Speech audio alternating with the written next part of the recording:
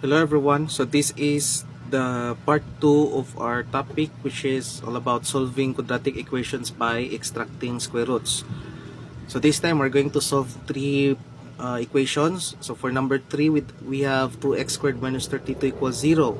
Number 4 we have the quantity of s minus 4 squared minus 64 equals 0.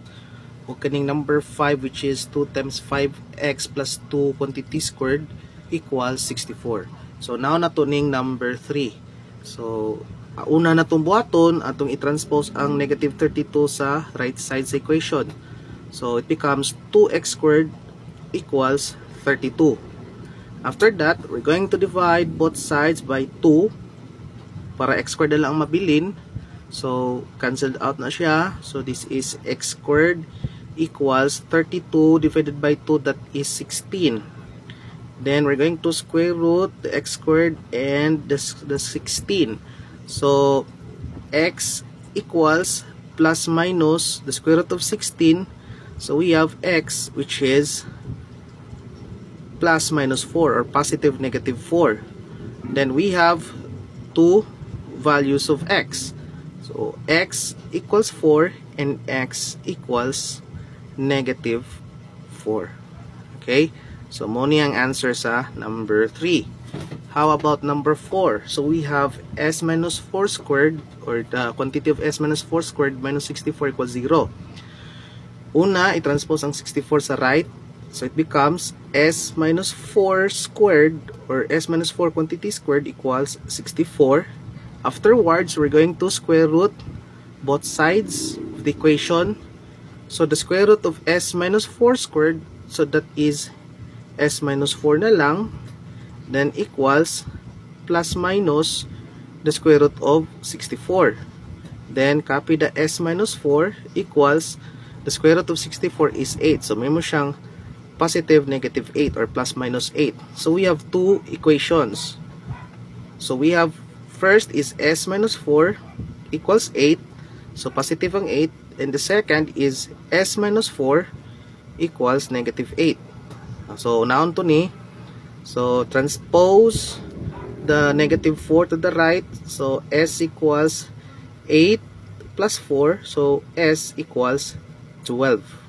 So, this is the first value of s, which is 12. The second one, s minus 4 equals negative 8. So, transpose gapon ang negative 4 like we did on the first one. So, s equals negative 8 plus 4. So that is s equals negative 4. So we have s equals negative 4. So the answer sa number 2, sa number 4, kay s equals 12 and s equals negative 4. So for number 5, ang imong buhaton is imong i-divide the left and the right side of the equation by 2. So canceled out ng 2. So may mo na lang siyang the quantity of 5x plus 2 squared, or 5x plus 2 quantity squared. I-divide ang 64 sa 2, that is 32. After that, ilang ius-us akong ball pen.